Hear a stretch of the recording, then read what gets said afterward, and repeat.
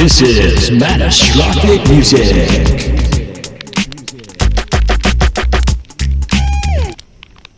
Welcome. You are tuned into the new podcast called Mattastrophic Music, a show where we talk about our favorite bands and records and have a good old time trying to turn you, the listener, as well as us, the hosts, onto some great new tunes and artists. So gather close around the fire. Don't forget your hot tea or cocktail. It's time to get into it with your hosts, the Matts, Kelly, and Duffie. What's up? Today's episode is about Stone Temple Pilots. We will be discussing this fantastic band and reminiscing and building our stacks. How's it going? It is going good, sir. Happy early New Year. Yeah, happy early New Year to you too. The last time we spoke, it was Merry Christmas. It was a Merry Christmas. Did you have a good Christmas? Yeah, I did. It was pretty laid back, and that's how I like it. I don't like to travel around a lot, and I'm the type that just, like, put me on a couch and I'll be chilling over here, Absolutely. But, yeah, man. Why don't we start this right out? Stone Temple Pilots, band from San Diego, featuring the DeLeo brothers on guitar and bass, Robert and Dean. We also have Eric on drums, and Scott Weiland, who we're focusing primarily today on the Scott Weiland records, 6 records in total, because, Scott Weiland was the man, and we had to narrow it down a little bit, All right, and Stone Temple Pilots are known for these hit signals, which we eliminated from our Fstack contention. They are known for Plush, Big Empty, Big Bang Baby, Trippin' on a Hole, In a Paper Heart, Sour Girl. Are there any you would like to add, Duffie? Oh man, I feel like there's so many. Dead and Bloated, Sex Type Thing. I think Cracker Man. Vaseline. Lady Picture Show. Oh, Vaseline? Oh, yeah. Yeah. So there was quite a few that, like, a lot of fantastic songs. Yeah, that we were able to immediately take out of contention for building our Fstack. What was your experience going through this catalog over the past couple weeks? It made me feel just awesome, really. It was a lot of fun. Me too. A lot of nostalgia, as well as like finding new love for a lot of the songs that, years ago I really didn't, put much thought into, or I just like songs that I would skip, and stuff that now revisiting it, I'm just like, why why did I skip these? They're so good. Yes, exactly. Yeah, when you fall in love with a band, like originally in the 90s, when this stuff first started coming out, when the band first came out, you gravitate towards a certain sound, and then as the band evolves and they change and they put out new records that with more diverse songs and stuff like that, you kind of already have like your idea of, oh, I like this sort of sound, I like that meat plow sound.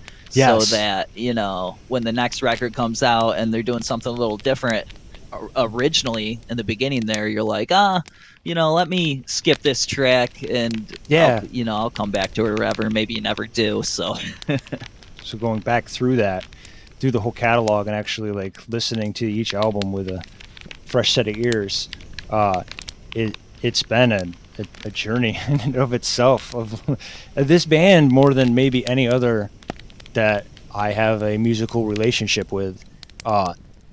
It has evolved in a way like that is so connected to my own personal journey. I think about that it started with cassette tapes, like the little Sony Walkman sort of thing. Oh, yeah. It has evolved all the way to today, like digital, like CDs. One of my first CDs ever was Core, and just being in love with that, just the CD, to have it as my own physically, like it felt like power. Yeah. Like more than almost any album I've ever owned at any point in time, Core was like He-Man's sword, so to speak. Like you just pull that out and be like, yes, I have the power of rock right in my hands. So going back through, and then, like you said, finding songs that I was just at a loss for why they never attached to me before. Why they never, like certain songs that are just like, what?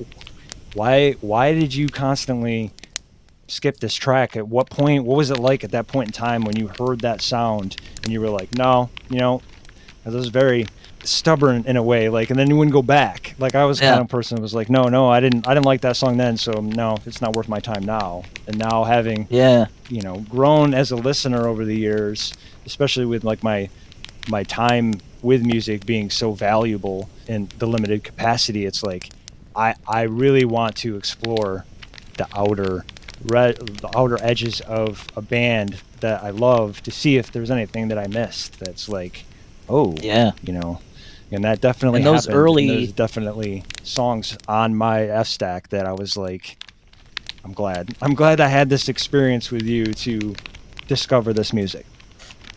Yeah, I agree. The those young ears too, they're different. Yeah. And then they are. like They're looking for 25 different years things. later, Yeah. I almost feel like this is like one of my favorite bands now after doing this. So, and preparing for this would you have episode. considered them in, let's say, your top 5 bands of all time before this Fstack experience? No, I did not. Wow. I always awesome. loved them, but no, they now might you be. Feel like yeah, they might be in your. Oh, that's amazing. See, look at that. The beauty of this is why we came together to do this. I can already say that Stone Temple Pilots is my top 5, but it would be the first band before this that I may have forgotten to include. Somebody might have had to remind me, may have gone like Stone Temple Pilots, because being a decade, a decade since Scott passed, it's like I haven't really gone back other than like right after, where I was really into it. There was like a time where I was like 3 or 4 days was just nothing but listening to every single song again. And so it hasn't really been much since then. So now it's like I've rekindled that love of like, I'm going to be listening to a bunch of these songs going forward just to spice things up when I need something that I know really rocks. There's some good ones. Yeah, and for the listeners, if you think, I know Stone Temple Pilots, I've heard Dead and Bloated. Yes. It's like, no, man, go back and listen to the records. That's this show that we're doing now. It's just already, this is our first official episode. But already it's such like an eye opener, like just expanding my mind and expanding my world, and it feels like I'm listening to new music. I totally agree. You want to get into it, and we'll start talking Fstacks. All right.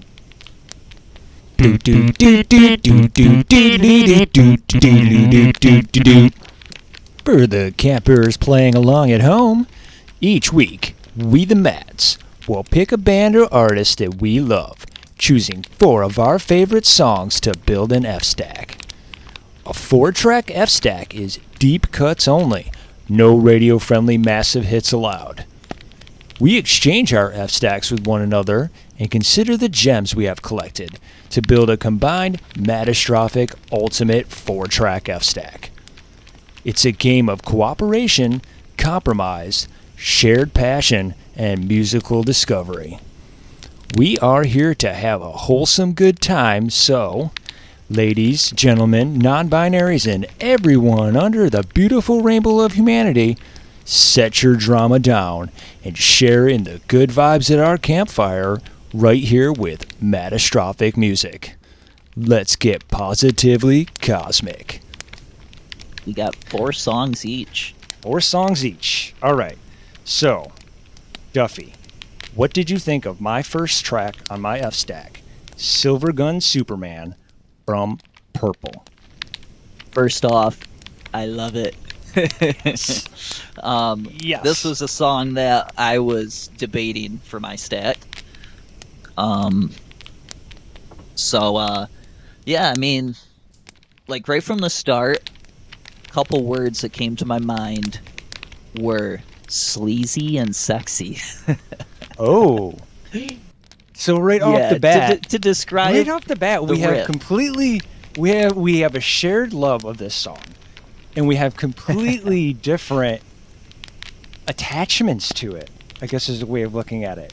Because I continue. I want to hear more. Okay, so really that's just kind of like my initial feeling from that guitar riff. Oh yes. You know, that guitar riff. They do. I feel like they do a lot of sleazy, sexy guitar riffs in the best way. Yes, they do. Oh yes. You know, like slow, grimy, gritty riffs. You know, and it's a great way to start the song. A lot of the Stone Temple Pilots music, they start with these intros sometimes in their songs, and you kind of don't know where the song's gonna go. I love the fact that, you know, they lead in with that sexy riff, and it opens up into that bright chorus. So yes. the chorus is what sells this song for me. Oh, that's excellent.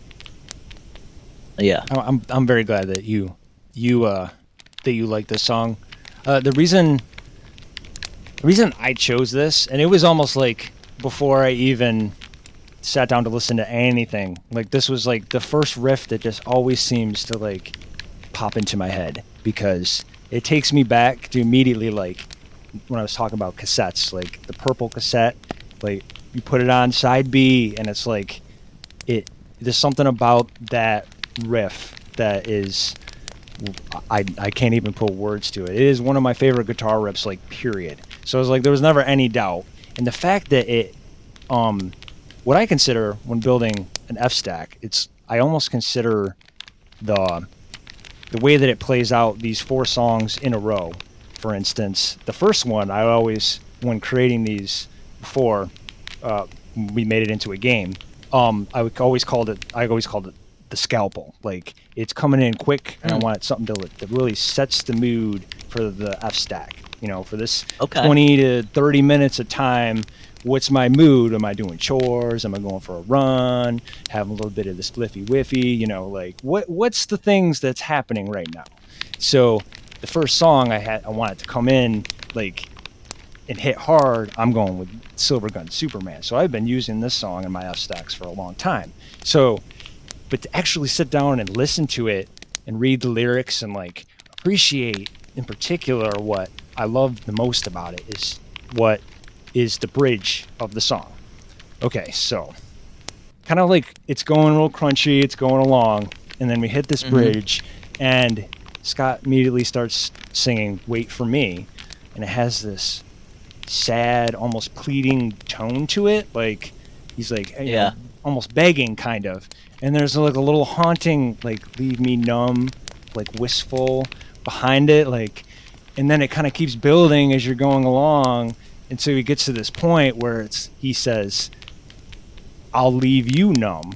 Like the hurt and the anger comes up like almost uncontrollably to the surface. And it just lets out this riff of guitar magic that really builds off that, like starts in this real sad place and this thing that's manipulating him, leaving him numb.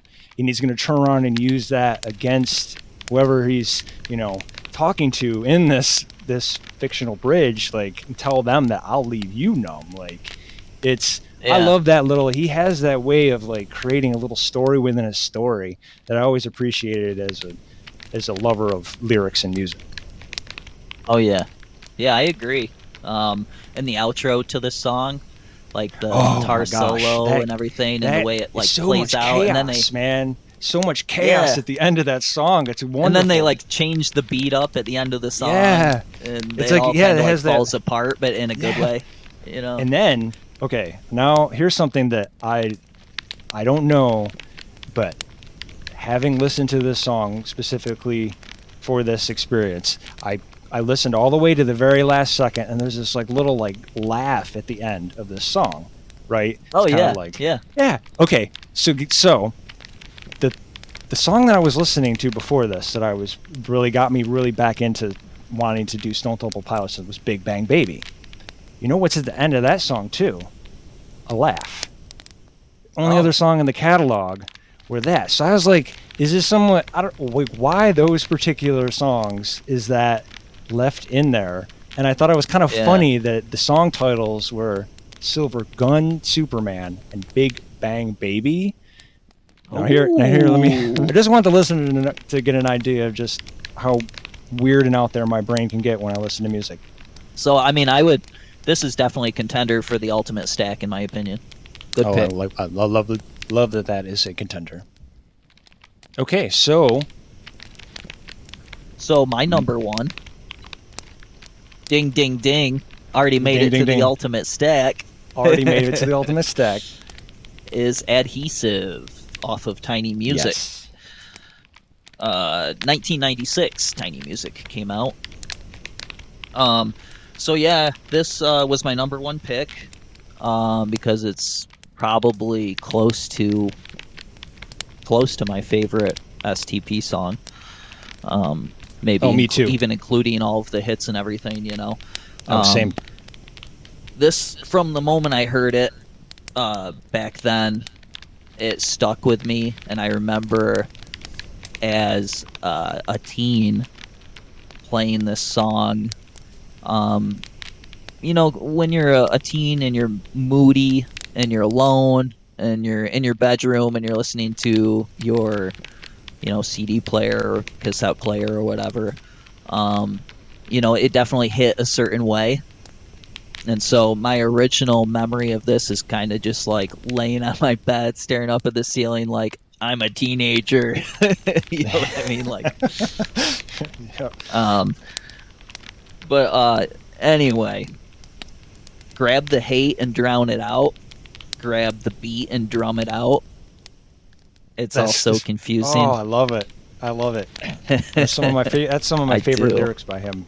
Like, what was it like for you listening to it now? Like you had the picture of on the bed as a kid. What's it like when you put the headphones on and hear this now today? What's it do to you? I mean, the music is just, it's relaxing, you know. It's, Yes. But let's see if I can put it into words. It's a little like you know, take you away out of where you are, out of your element. You know, a little almost like ethereal in a way. Yeah, that's a good word for it. Ethereal. Yeah. And you know what I wrote? I wrote down that tone in particular, while ethereal and beautiful, at the same time, it's almost uncomfortable. I wrote. There's some like It's somber. There's something right behind the surface of the tone that is, that kind of doesn't make you extremely comfortable with the beautiful aspect of it, so to speak. Oh, exactly. It's very, and it's hypnotizing in a way, because it's like I almost kind of don't want to listen, but then I keep listening, and it really it draws you in more than maybe any other song like in their catalog. It'll pull you in if you continue to listen, and if you listen especially to what he's singing about. I mean, just check stuff this like, out. I make notes like superheroes dying, children crying, like that sort of. This like, is the line that's Go ahead. okay. This line stuck with me. This is kind of weird. Mhm. Sell more records if I'm dead. Oh boy. Purple flowers once again.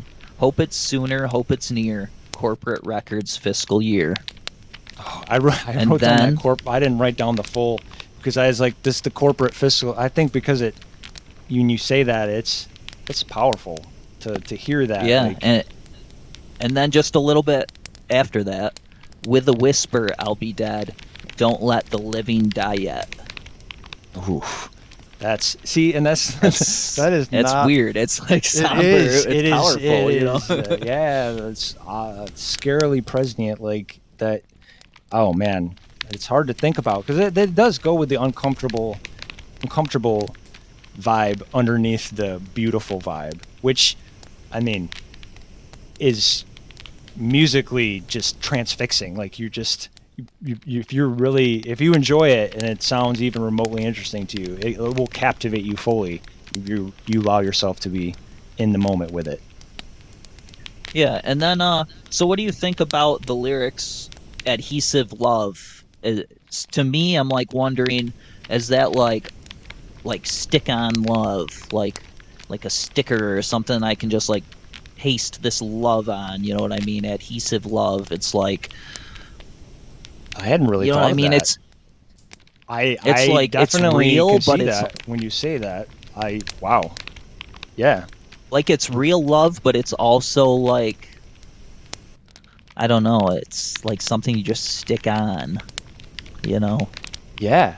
And on the other side of that too is like love as the adhesive that you cover your wounds with in life, as he's basically like reached the end of his limit of what he's taking, you know, as every human suffers. It's like he's got to the end of this and he's looking for something, and it's like almost this pleading like, love, be the adhesive on my soul, so to speak. Because and then I Yeah. mean, like any adhesive, even the best, you know, duct tape, with the right conditions, it comes off. It's adhesive, you know, Yeah, it's temporary. And so it's Yeah. temporary. I feel that. I do too, man. It's good talking about it. So yeah, All right, so our first that's our ultimate first official. Fstack At pick. first, it's going to be on the ultimate F stack. All right. So, what did you think of my number 2, Bipolar Bear, off of their album Shangri-La Di Da? Great tune again. First off, I want to say that I wasn't really very familiar with this record. Okay. And so when we decided on this band for the episode, I for some reason I went straight to this record. I was like, okay, this is a record that I know I'm not extremely familiar with of theirs, and I just wanted to, for some reason, check this one out first. So, I love that. I love that because yeah. this is my So favorite I bought album the record. by them. Like it's hard to say why exactly, because I still think like Core, Purple, and Tiny are all better, and they mean more to me in the shape of my musical life. But I don't know why. Like I think because I discovered it at just the right time, that it's just every track on there hits me in some way, shape, or form, good or bad or ugly, beautiful. So Yeah, to have you be I like, bought this the is the record. first one I want to check out, I was like, yes, get to it. Yeah. Yeah, so I bought it, and right away I felt like this record, the whole thing really, to me seems like it could have been released within the last couple years. Like it has a Yeah. sound that still like stands, I guess Yes. stands the test of time sort of thing. So yeah, I really enjoyed the whole record. Bipolar Bear. Oh man. It's kind of like heady, I guess, in a way, like with the lyrics, you know, obviously he's he's singing about having a condition or Yes. disorder, Yep. a mental health sort of thing, Mhm. which so many people can relate to. You know, I can relate to Yep. mental health As stuff. can I? Yes. And you know, just like the lyrics, don't sleep at the stoplight, keep falling from the hill as you're coming down.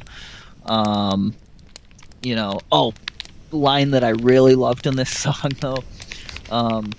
Think I've had too much coffee. I'm manic as hell, but I'm going strong. I'm glad Dude, you, I could that relate was to the that line so that bad. stands out to me. I think that's one of his best lines. I wrote that down as well because I was like, Yeah.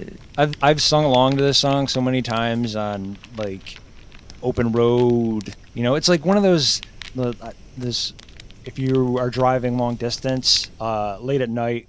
I've made many cross country trips in my lifetime, and I would always put put this on like when I needed that little, like I've just gotten my coffee from the truck stop, and I got another 150 miles to go, and I'll get in the car, and I almost always go to this song because it's like it puts me in that moment, in that frame of mind. Your window down, wind blowing in the hair. I know it sounds cheesy, but to me that is a particular vibe that I really love about life and music, especially Stone Temple Pilots. So many great, open road songs that they have. This one is just, and I think this one is really a tribute to how diverse their sound is as a band. Like, I tend to gravitate now more to heavier stuff than I ever used to, but this is definitely bright and more up-tempo with a little bit of like jangliness to it. I wrote that word down for some reason. I'm listening. It's kind of a little jangle to it, and to me personally, I mean, talking about the ultimate F stack, whether or not you even consider this for it is okay, because I chose this on this was very personal. Like, you'd have to have gone through similar 1,000-mile trips to be like, this is why it's my favorite. It's hard. It would have been really hard for me to leave these this stacks off should be because it's so personal. important.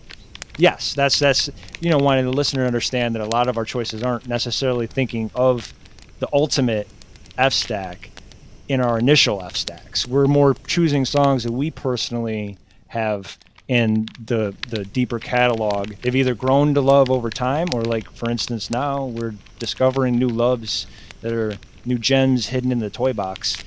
And so I understand now in the discussion of ultimate. I don't even know that, what are your thoughts? Would you consider it was that one you would consider to be in the ultimate? I mean, it's hard to say until I think we hit them all against each other, or look at them all against each other. Okay. You know what I mean? That's very fair. Because right now I can say, I mean, it's a great song. Yes. Excellent. So, I think this ultimate stack today is going to be about looking at the whole of everything. You know what I mean? And then putting it together, kind of figuring it out from there. Yeah. Make it Mattastrophic. Okay, so that was number 2 for you. My number 2 was also off of Shangri-La. Yes, it was. Coma. What do you think of Coma? Now here's where I would say that. Oh boy. Right. The first. It's not a song. First of all, I would say, if I'm listening to Shangri-La, I'm not skipping this song. I like this song, but it also, because it takes me back to such a time where I was in a very transitional, raw time period of my life. It immediately maybe thinks of things that aren't exactly the most wonderful things. So, okay, the way those songs kind of stick to you in a way. Like, it's almost like it's like a fly paper kind of. Not. It's hard to explain, but personally, I would have a hard time picking it for an ultimate, just because it immediately takes me out of the moment when listening to it. But I can also appreciate that I really like, for instance, that stuttering start of the rock and roll riff, like that little dan dan dan dan dan dan dan. Like, I really like that a lot. So I'm curious to you though, what is why did you choose this for your number 2 slot on the F stack? I chose this purely for the musical aspect of it. For the musical aspect honestly. of it? Yeah, it's just such a monster riff rocking tune.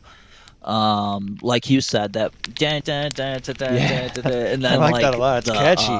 The big heavy loud stuff. guitars come in, and they make it even heavier because the guitar is cut out when he starts singing the verse. So he sings his line. Oh, I didn't even notice that. And then without the guitars present there, and then he finishes the line, that riff comes back in. Yeah. So it seems even heavier the way, how they composed it like that. See, it's having like that.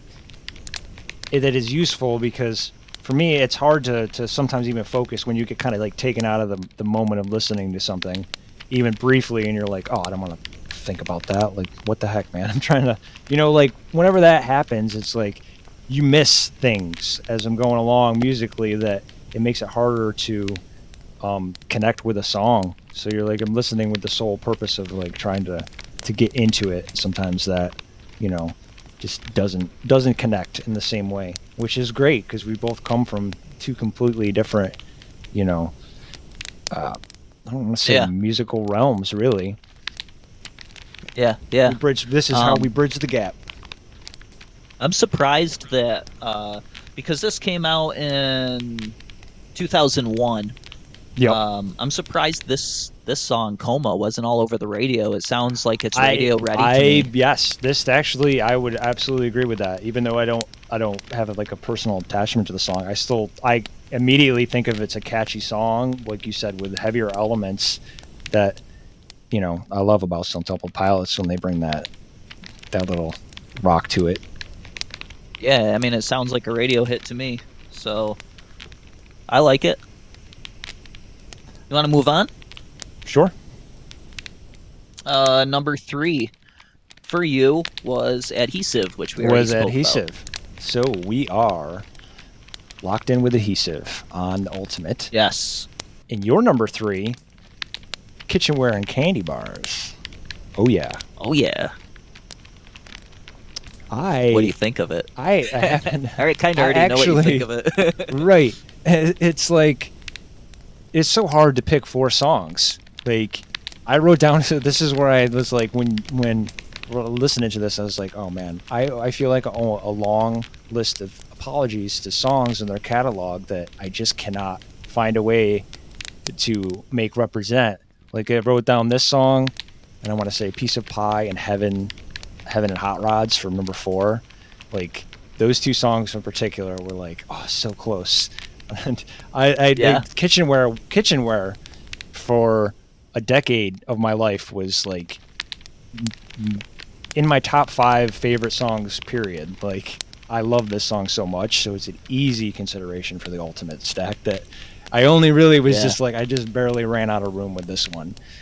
It just, everything about this. And what in particular, what would you say is your favorite element of this song? Oh man, it's got all the elements. It does have all the elements. I love the acoustic guitar, the way that riff where it like punches in, but dun dun dun dun. Yes. Dun, I love that riff. Something that struck me though when I was listening with my good headphones on, because that's how you get the best experiences with a good pair of headphones.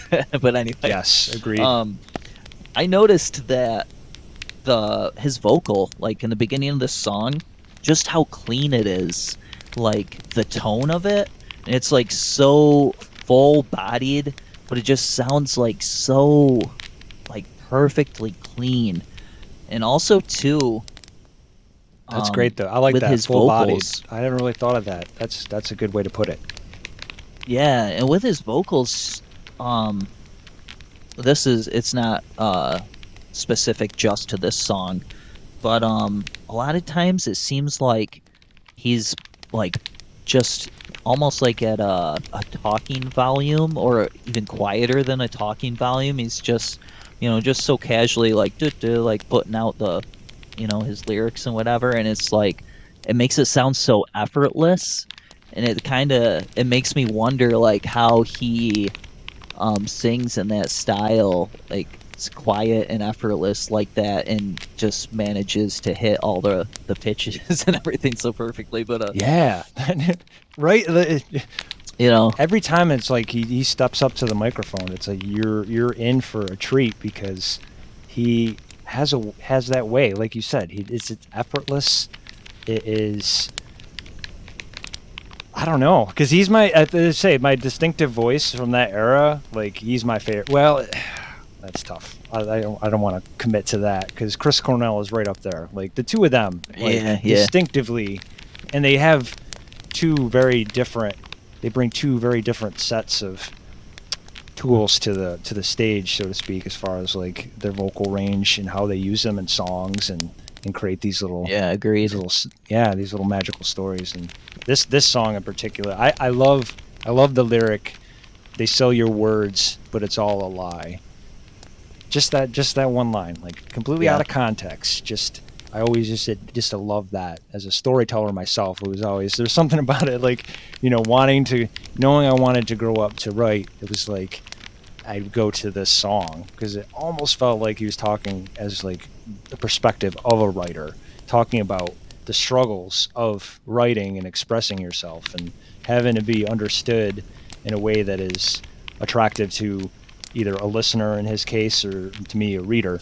Like the particular, like down the river, kind of the whole vibe of the song that he's kind of setting that tone of, like he's and there's like there's even a part where kind of the music matches that. Like I feel like they hit like this rapid water and it kind of builds and builds and builds and then it just releases it. The last maybe minute of the song kind of takes flight. In a way, like musically, that there's a lot sonically happening in the song. There's like as far as like production with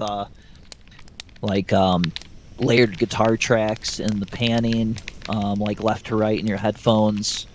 Now, is there actual like orchestra instruments going on in the? Okay, so this is like an actual. I mean, I didn't look it up, but you hear it. Yeah.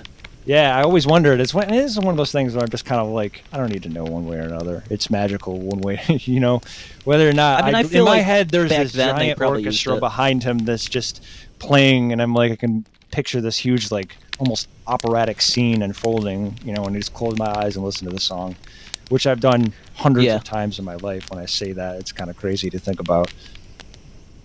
Yeah. I feel like most, rock bands of this caliber use real musicians for the orchestra stuff, the stringed instruments. That's wonderful.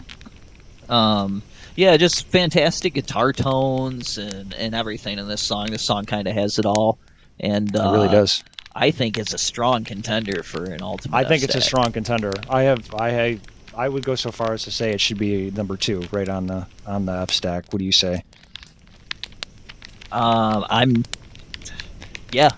Or do you want to wait till the end? You want to wait till the end? I think we can do that. I mean, I feel confident. Let's finish. Okay, I feel confident too, but let's finish and then we'll evaluate. Finish. All right. Yeah, then we'll do. Okay. So, where are we at now? So number 4 for you. Yes, indeed. Where the River Goes off of Core. What are your thoughts?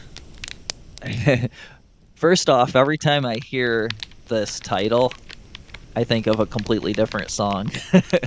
Oh. Do you know what song I think of?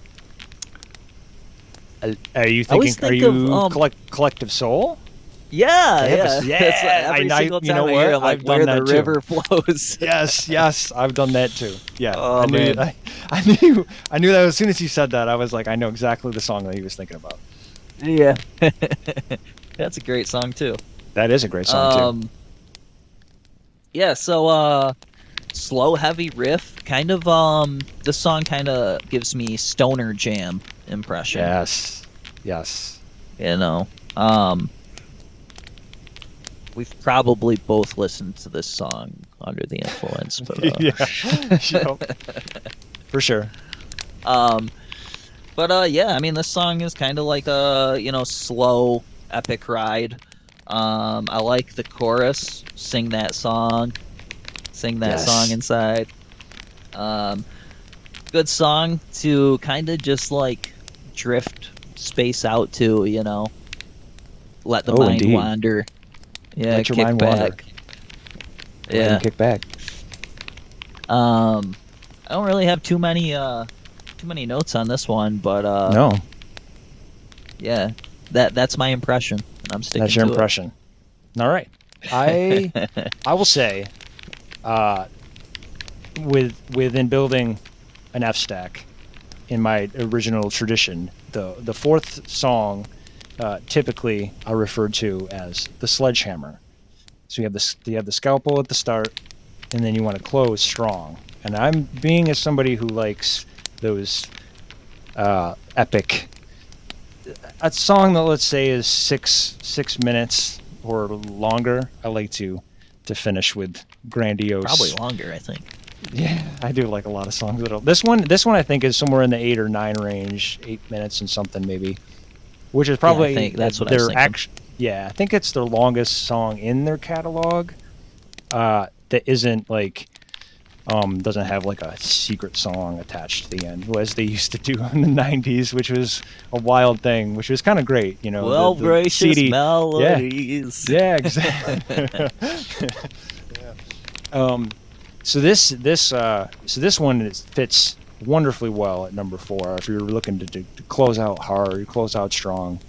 I love this song, but the weird thing is I've listened to it a few times in my life, but not until recently did it really like click with me, and I had to think back why. And I used to have my favorite possession, my core CD, my first ever CD. Well, no, I take that back. MC Hammer, I think, was my first CD. one of my first CDs. I had the cassette. You had the cassette? And Please Hammer Don't Hurt 'Em? Yeah. The shout out. Was that the one with the first hit there? Yeah, You Can't Touch This? Yeah. Yeah. Definitely aging ourselves here.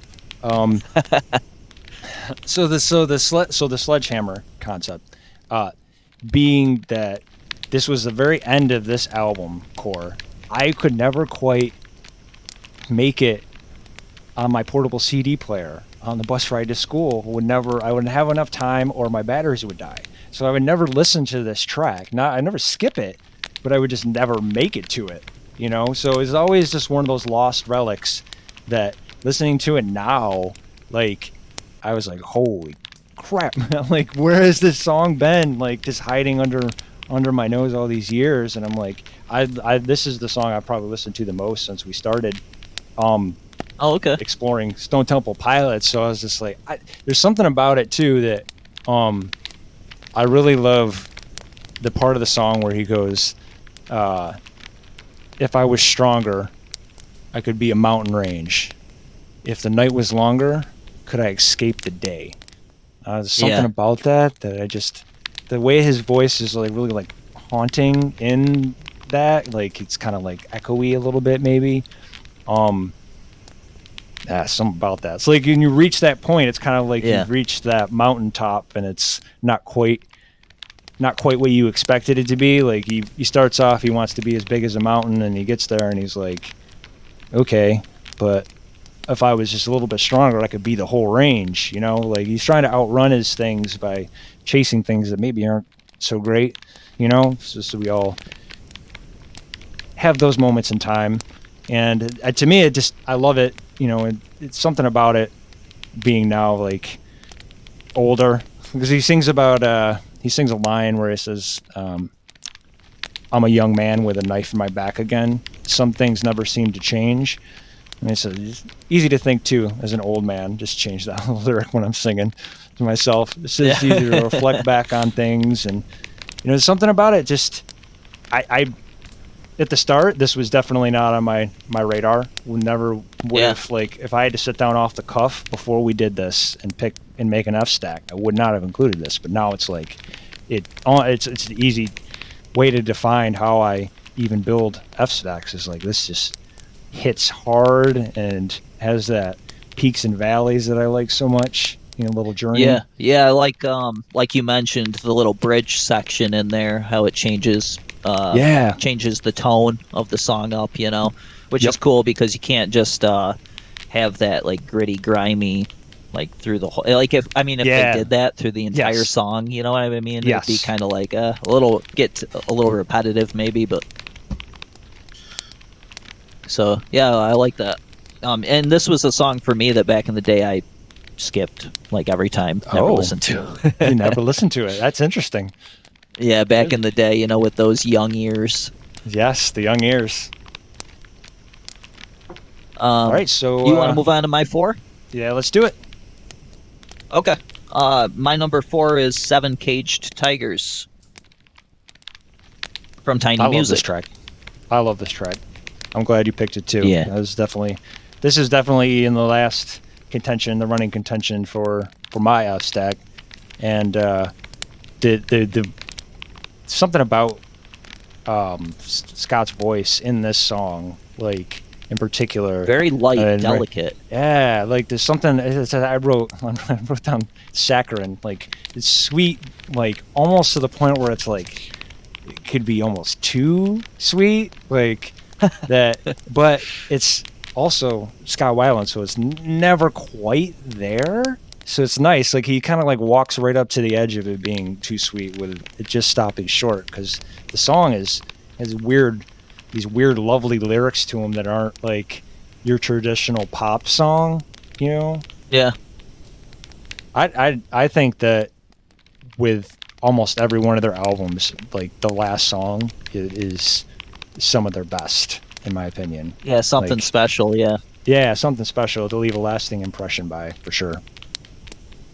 Yeah, I don't think that this song really doesn't do anything like flashy or I mean, it's got like a killer guitar solo in it, but it doesn't really like, you know, do anything crazy, I guess you could say, but it's just like it's the tone, you know, like the guitar chords and how the melody, you know, like fits in with the chords and everything. It just, you know, it's got like a great feel to it, a great tone, and like you were saying, his voice, it kind of seems like, you know, soft and delicate in this song, and you know, it's sweet, like you were saying.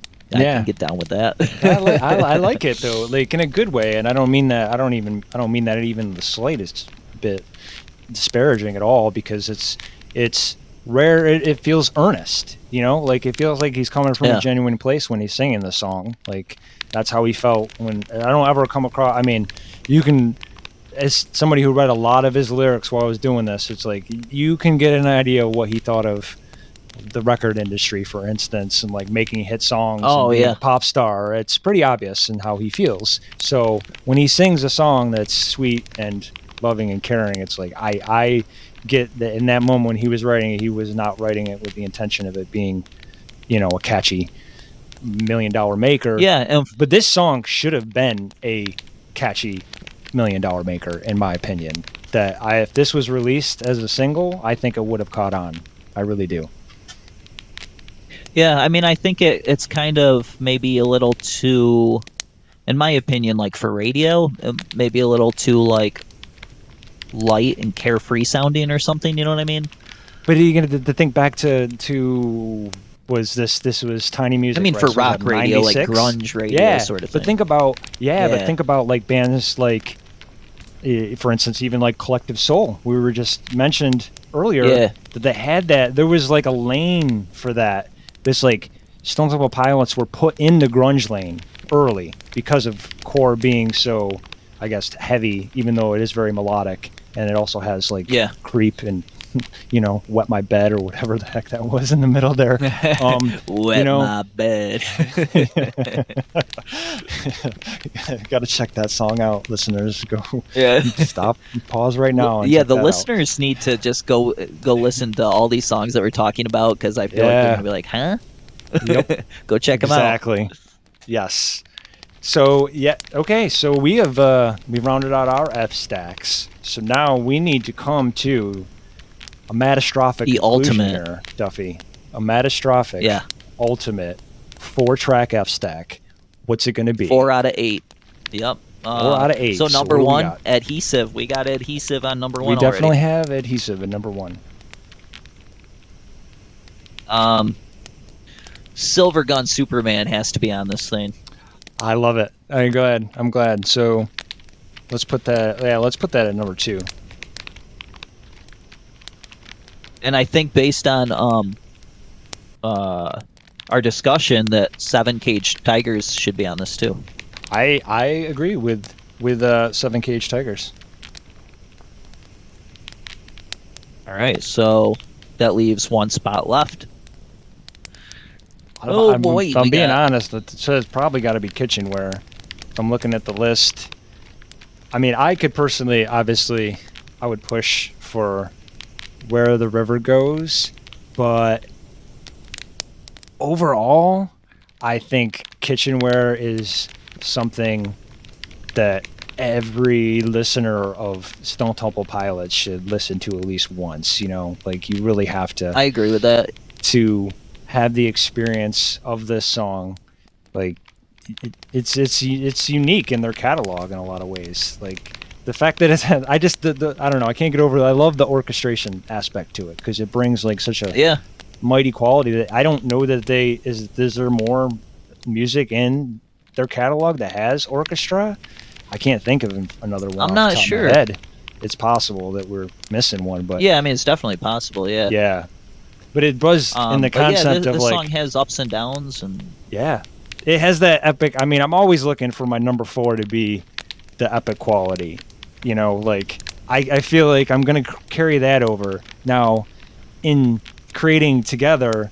I think the first song should definitely be in the F stack. Should be the one that we are both the closest passionate about. That's why I think Adhesive is an excellent number 1. Like, turn this on. Listen to this first. We both love this. You gotta listen. You gotta check this out. If you like Stone Temple Pilots, check this song out. Now, as you're moving down the ultimate stack, you get to the bottom. I want to leave you with a lasting impression. The epic quality of kitchenware, I think, is a great way to round it out. Do you agree or disagree? I agree. I think that's number 4. I agree totally.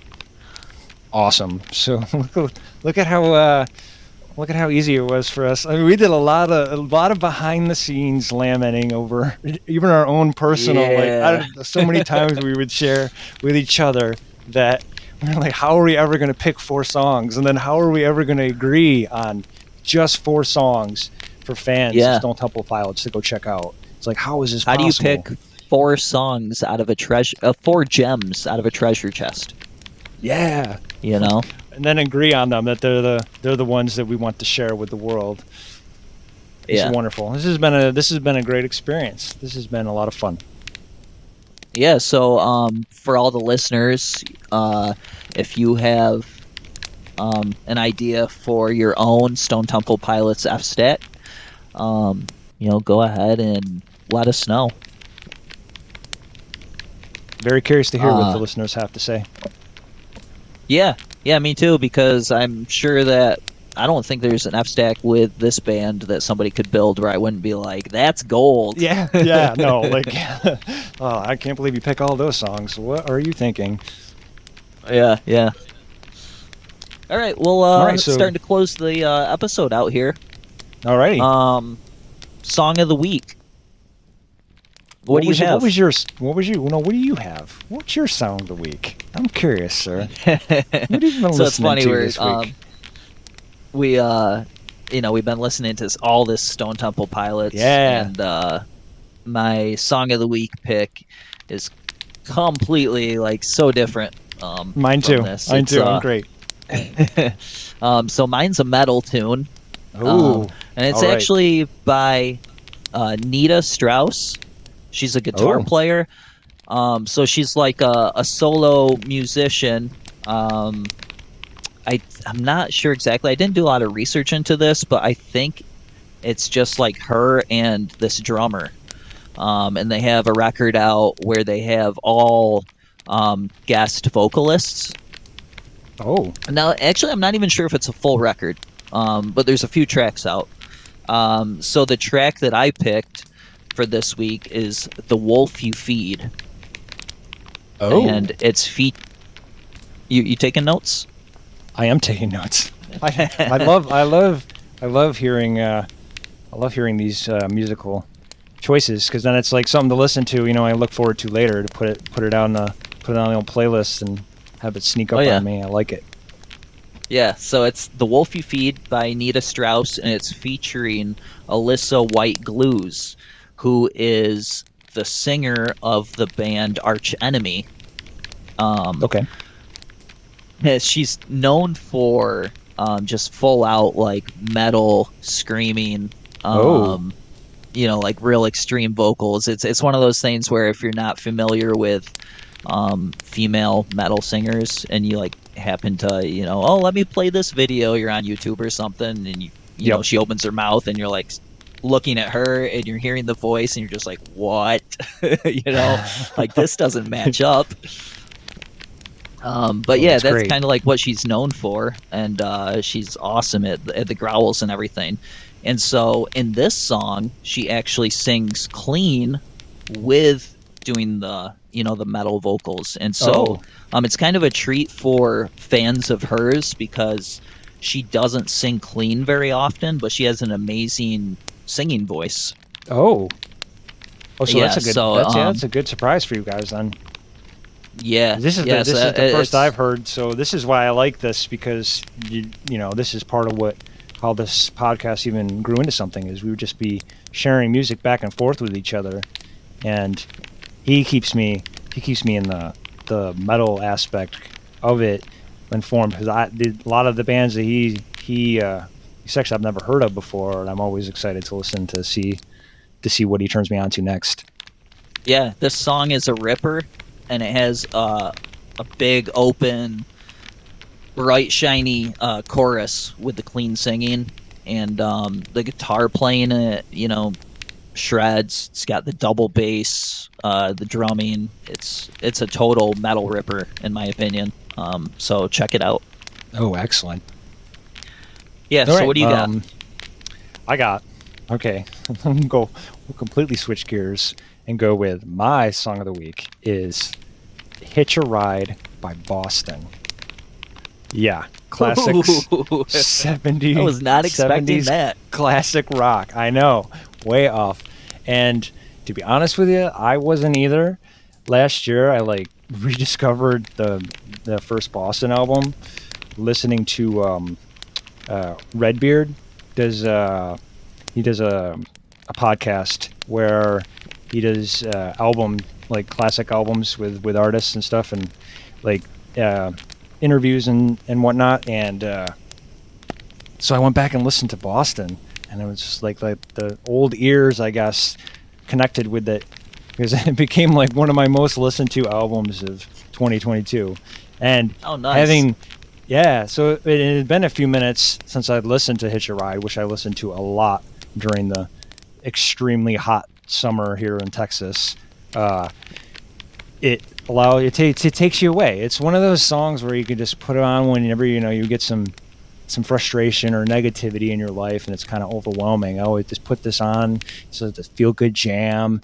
It has a really soaring, fun guitar solo towards the end of it. Kind of just takes you away, and I close my eyes and I'm picture myself on some trail in the Rocky Mountains, or in the Discovery Park in Seattle. I love picturing there because the greens are so bright, and some about when you just need a moment and you just want to take a deep breath, and the holidays get you stressed out, and there's only so many times I can watch Rudolph. I mean, I watched that probably 10 times this month, and I love it. And it does the trick. And every time you watch it, you discover something.